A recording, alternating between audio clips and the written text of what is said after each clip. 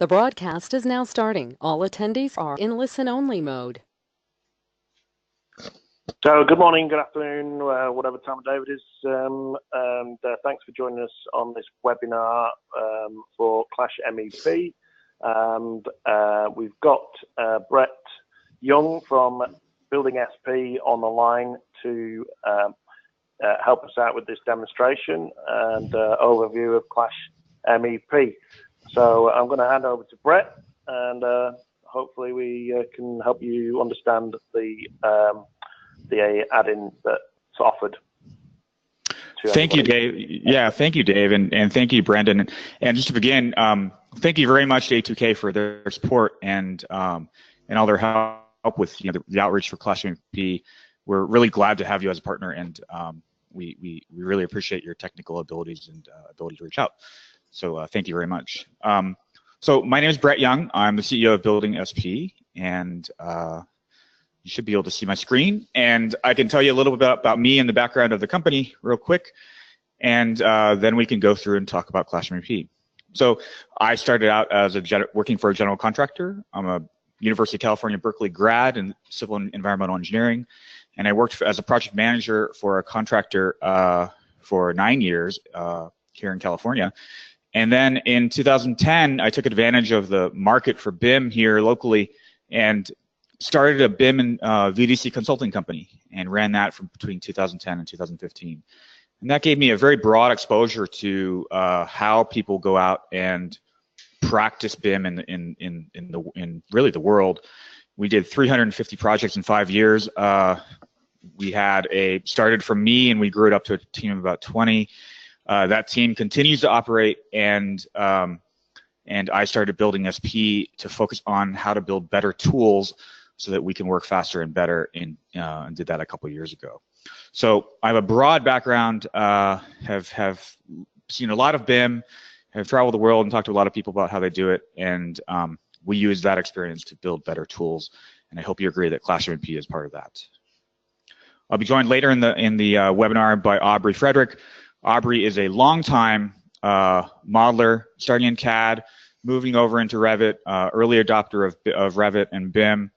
He has specialty in electrical conduit modeling and has worked on many of the hardest type of projects, projects we've been exposed to, hospitals and major projects. He has a consulting company called iCAD Solutions, and he's currently engaged by a design firm in the Las Vegas area. So Aubrey will be showing you how he uses ClashMEP in a couple of minutes when I hand it over to him. So presentation goals.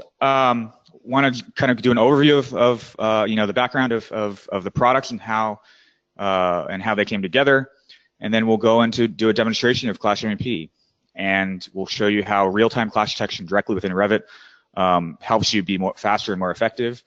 That demo will be done by Aubrey, and then I'll show you the data behind ClashMEP, what we call C4T or ClashMEP for Teams, the cloud capabilities of how we take the data that we curate within ClashMEP, upload it to cloud, and then use it in various ways. I believe we're fielding questions as we go. If you want to type into the chat window questions, Dave and Brendan will be curating those, and we can tackle them progressively here at the end. But we'll be sure to pick them all up before we leave. So, Building SP is a software development firm. Clearly, we are proven. We have created products that are out, being used worldwide, and our mission is really to fundamentally try and change how we do BIM. If you think about us, how we think of ourselves is we are engineers who apply engineering to BIM and try and make it better. We no longer do structural engineering or electrical engineering like we used to, but we focus on how to do BIM more effectively in a more optimized way. Our primary product that we're talking today is ClashMEP, and the magic of ClashMEP is that directly within Revit, for all of your shared environments, linked files, collaboration for Revit, you get immediate real-time clash detection, and that is much, much better than going off into Navisworks or uploading to another product, because you get immediate feedback and the amount of data you get is more collaborative and lets you work faster. We have engineered it to work within all the workflows that you work in, integrate into the workflow, and with a lot of performance in mind. So while we were doing ClashMEP, we realized that the data was also very, very important, and so we added cloud capabilities to the product. And here is a diagram of what that'll look like. What that looks like. As your users use ClashMEP, every time they hit save, the Clash data and design data that they've made gets pushed up to the Microsoft Azure cloud that we host. And once it is there, we have tools that we're building on top of that that let you manage, report, and analyze what is occurring on your project. And I'll show that to you after Aubrey has shown you how he uses ClashMEP. So ClashMEP for Teams is the cloud portion of that work, and provides you user-level tracking of Clash and design data, and that is the key feature of ClashMEP for Teams. We're tracking clashes, and we're tracking all geometric changes in Revit by user with a timestamp, by room, by file, and with a ton of other data. And that is a real distinguishing capability from any other capability of another product. One other feature of ClashMEP and ClashMEP for Teams is that we have a mode where it's entirely in the background. So that means that for your firm, if you have no time to do training, or if you have other things going on and you still want the data, you can run ClashMEP directly in the background with no UI, no training, and no change to how the user behaves. And we call that silent mode. So we are very, very conscious of how people work and the sensitivity of being in their workflow, and silent mode is one way that we try and minimize that footprint. Other things we're working on Clash prioritization, which is pretty important. Basically, it's machine learning applied to how we prioritize clashes. We borrowed from retail to go and look at how to do that, and that is an ongoing feature that we're currently working on. Part of that is relating clashes to the congestion of the areas in which they operate. This is a map of congestion within a building, which is another capability that we created, and a primary factor in the priority of clashes. And with that, we'll hop into a demo. So I'd like to introduce Aubrey Frederick and turn it over to him so that he can show you how he uses ClashMEP.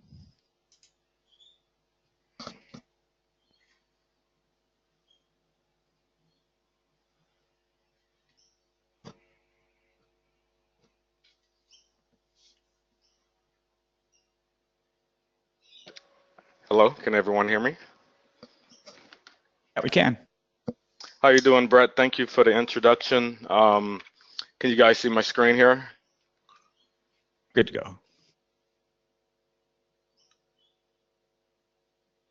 All right, so right now I have up Revit 2017.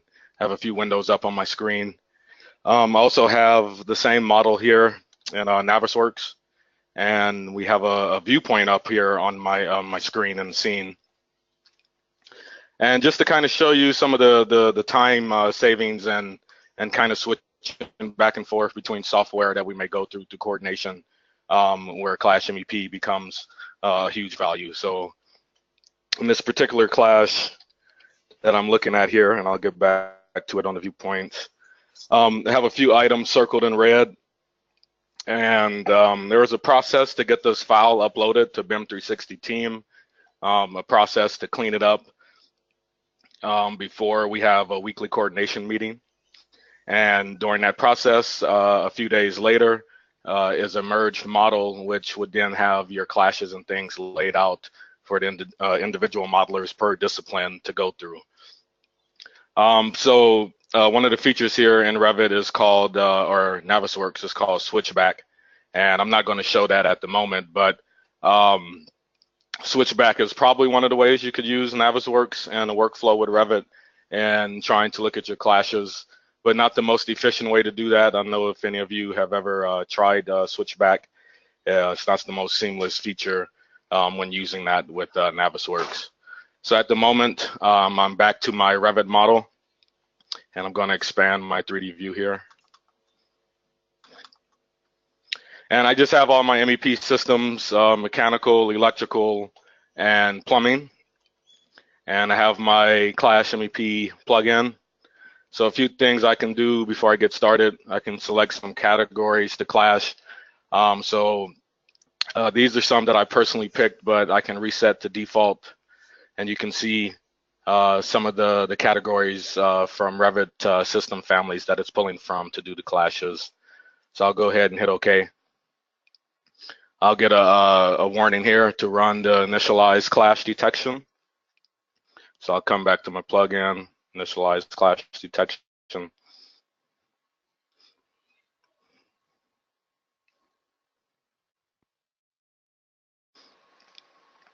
So if I zoom in to an area, right now I want to run a clash on a run or a route.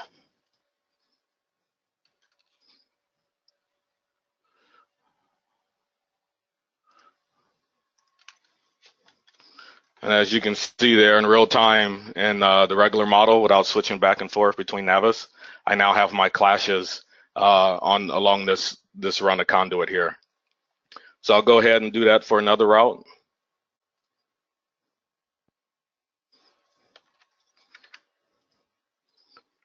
I can zoom to the element. That took me to a plan view.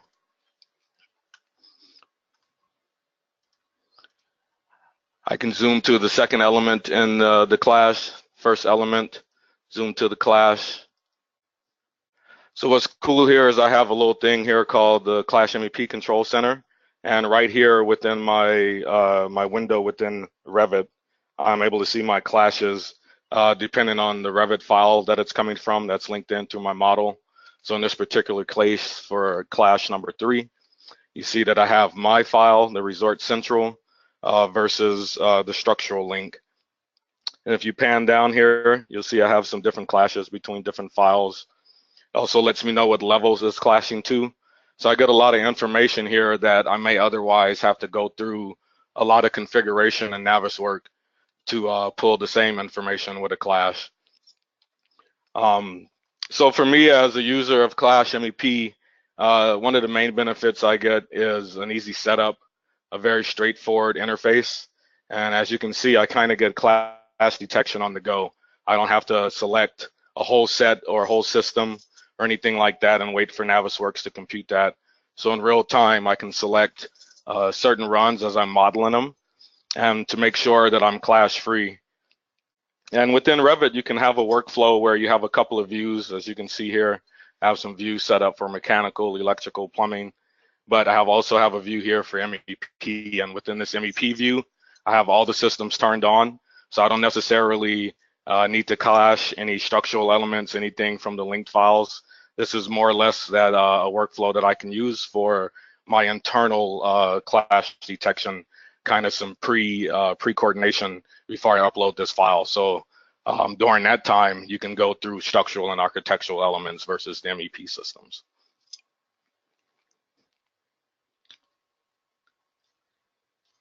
Were there any questions?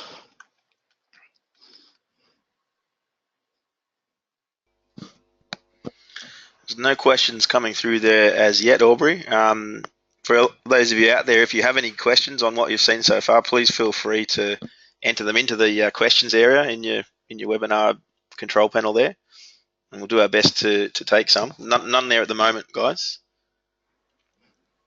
Great. I can move on and show you the capabilities of ClashMEP for Teams, and people can type in questions if they have them as I go through that as well.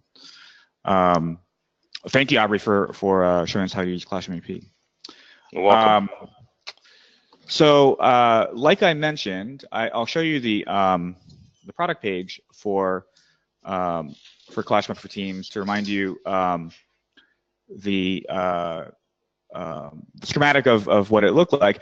So again, we have the ClashMEP for Teams ClashMEP being used across your project, being pushed up to Microsoft Azure, and then we have tools that are on top of that that we're building out to help you manage and help you manage your workflow and increase reporting and do predictive analytics.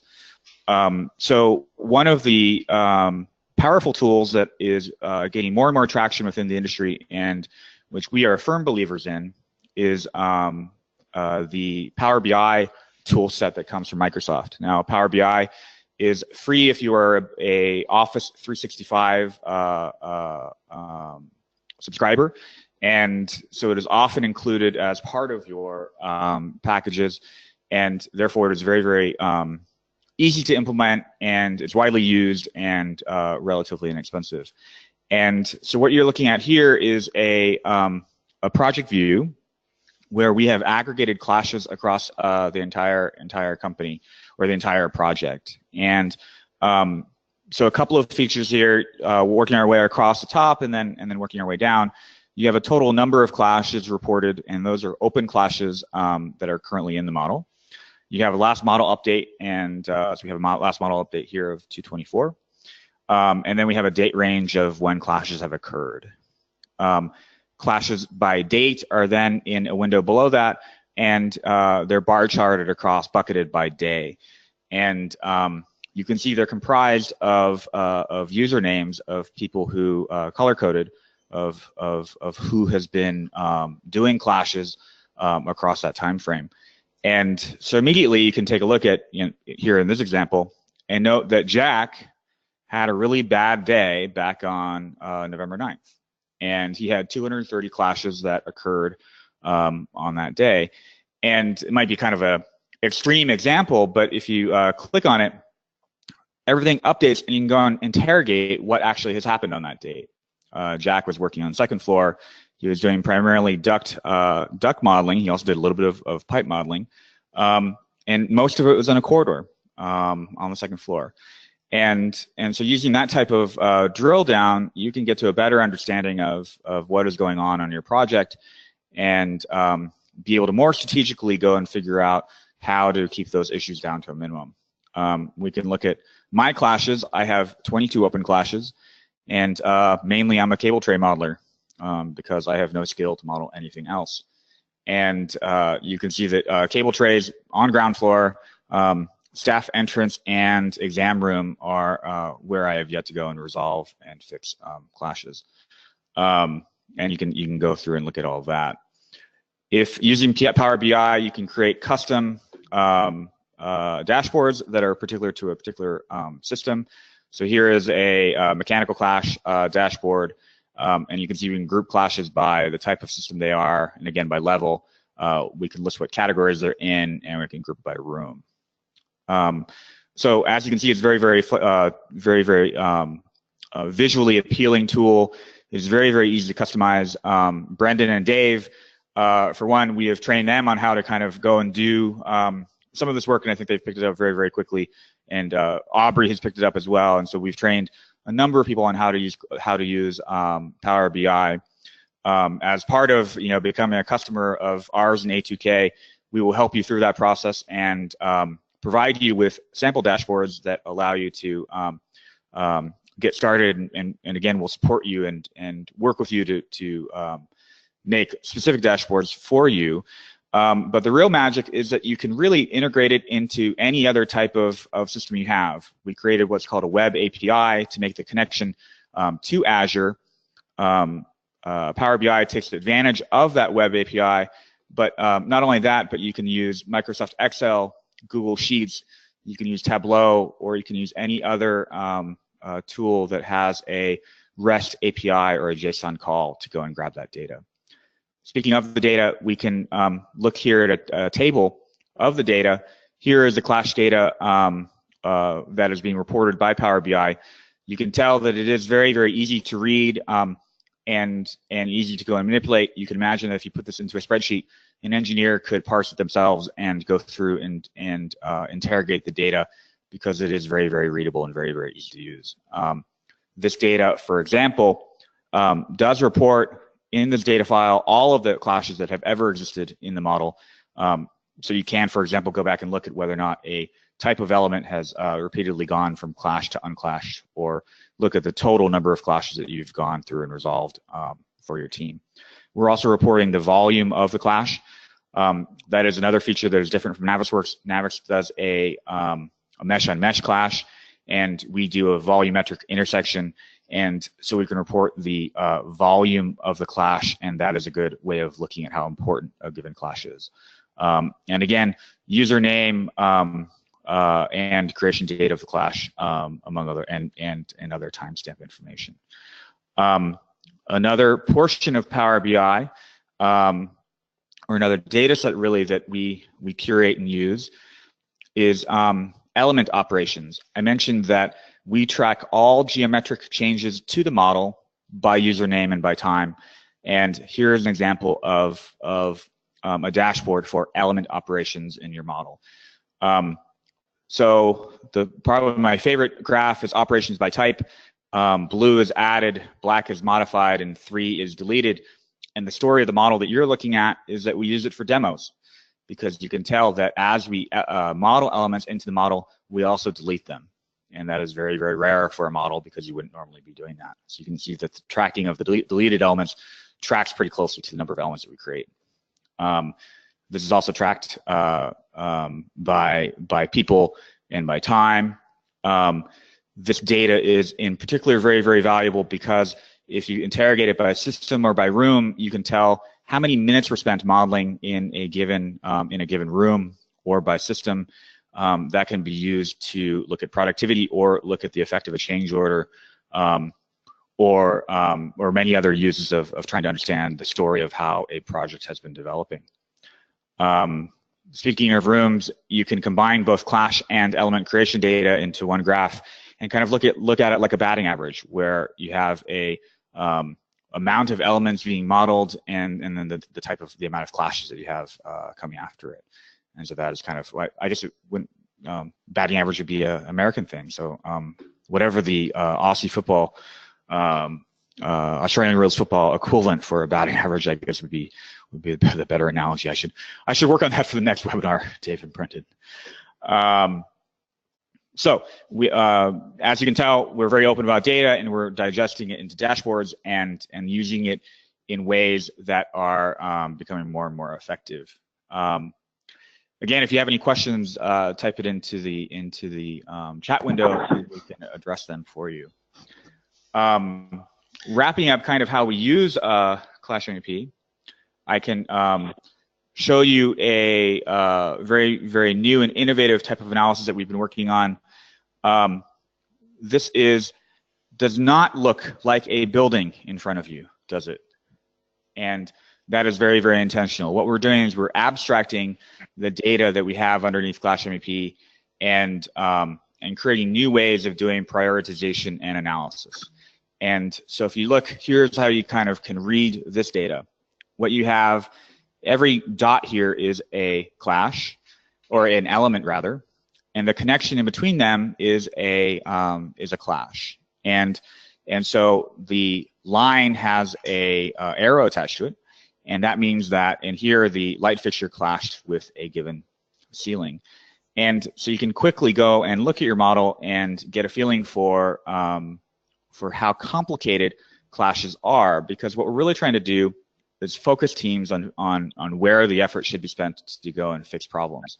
So again, if you have two elements that are clashing with each other, that is a relatively easy thing to go and tackle. Here's an example of a little bit more complicated. You have two different pipes that are clashed with a piece of mechanical equipment, and that is a little more difficult to go and tackle. But you can see that quickly you can get into a network of clashes that can be treated as an issue.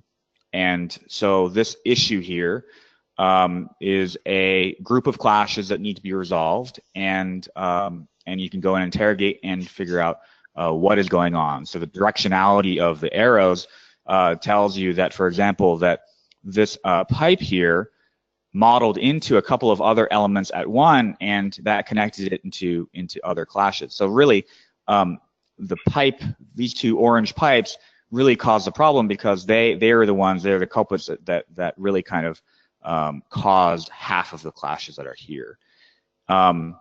And so you can do, just by looking at the topology of the network diagrams, you can look at how clashes have developed here and come up with a priority. Here's an example. This center item is a conduit, and the conduit was indiscriminately run and clashed with about 20 other elements. And so the goal here is really to talk to the person who modeled this conduit and go, hey, why did you do that? And maybe they were in a hurry, or maybe they didn't have files, or maybe, you know, whatever. But this is not an acceptable practice unless you have an RFI or you have a compelling design problem. But if you think about, you know, this view and what we're doing here, we have taken what would be probably 200 clashes in Navisworks. We've distilled it down to 20 clashes overall, but then we have further distilled it into one issue where we have to talk to a conduit guy to go and fix these 20 clashes. So that is a very effective management tool using just the topology of these clashes. So this is an example again of how we're using the data behind ClashMEP to really kind of rethink how we go about and tackle clashes. I can show you, I believe, let me pull it up here, an example of a clash worksheet that we're working on that further shows you how we are going about using that data to really manage projects better.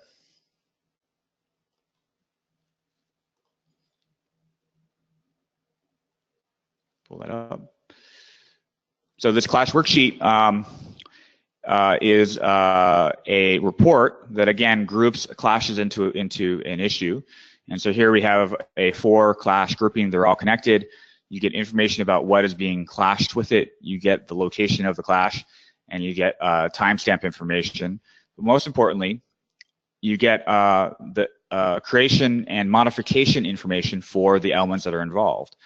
And so you can look at this and go, Brad, Karen, and Robert are involved in this clash. I'm going to have a online meeting at 10 o'clock and go through this clash and resolve it with those people because I know who is involved. And so again, you have created time and then modified time, and this is all coming from ClashMEP, the data side. And so here is a very, very simple report that again is focusing the team to resolve an issue. As a former general contractor, I know how I would manage this clash grouping. If you take a look, all of the people involved are from one company. And so clearly, I don't need to be involved. I just need to go yell at one company and tell them to fix their stuff. So again, the information gives you an effective way of going and managing other people. With that, I think that is the end of our formal presentation, and we can talk more about any questions, or if people have specific use cases or other items to go and cover. Brett, one thing I think one thing to comment there is that Dave and I have been getting a lot of interest on, particularly that analytical side that you've just been showing us in a bit more detail, which is great. I think the key point of difference here with the ClashMEP tool is that as you've shown there, you can drill into specific users. It's not easy to get that information with other tool sets. The fact that you can drill in not only to a particular day, as you showed, but to a particular user and see what the issues are, what they're doing, I think that's a key point of difference. And yeah, we're definitely getting a lot of interest in that area. Yeah, I think that's really important. I think some people are a little bit afraid of it because of the accountability and kind of the optics of it. But the reality is, we should be proud of the work that we do, and we should be, we should look at the upside, because you can look at how productive you are and the amount of work that you're plowing through and how many elements you're actually creating. So we think that the teams that we've been working with have been very, very receptive to that data, as opposed to feeling like they're like a negative. per se. And overall, the overall goal of ClashMEP is really to get people out of meetings. And if you have if the cost of that is having your name attached to a Clash or to an element, that's too bad. One other item that is becoming more and more important, and we'll have use cases very, very shortly for, the data from ClashMEP, especially the geometric changes that happen to a model. Again, we're tracking every geometric change that happens in a model with a time and with a user and by room. That data is simply the best training set for artificial intelligence that we have ever heard of in our industry. And so we are starting to work with firms on curating that data and getting prepared for the coming use of AI and machine learning and big data to go and help with automation at a large scale. So be aware that there is a larger use down the way very, very shortly that we are working on and which we think is very, very important. There's another quick comment, Brett. Just going back to ClashMEP, the add-in alone into Revit. Some of the questions we get around is the licensing. Is that something that you can quickly give a bit of insight as to how it currently works? We know that you're developing some stuff on the network side of things as well at the moment. Is that something you can comment on? Yes. So, I ran a consulting company and we had to deal with Autodesk licensing and various other types of licensing, and we kind of learned from that experience. ClashMEP is licensed using a third-party license server, and it is very, very flexible. We have individual standalone user licenses as well as network licensing, floating concurrent network licensing. So we're very, very flexible on that because we know people want to be flexible on it. Excellent. Any other questions, Brendan, Dave, that you can think of? No, I think everybody's been pretty quiet. So they're obviously super impressed with your presentation, I assume, Brett. So I guess we need to just say thank you very much, Brett and Aubrey, for joining us from stateside, and hopefully everybody's got a good insight into the product. And if you want to flick Brendan or myself some questions with our email address, through our email, then please feel free to do so. Yeah, my email is also on the screen. We work with ATK very, very closely, and so feel free to reach out to any of us. Okay, well, thank you for your time, everyone. No problem, Dave. Thanks a lot. Okay, bye-bye. Bye.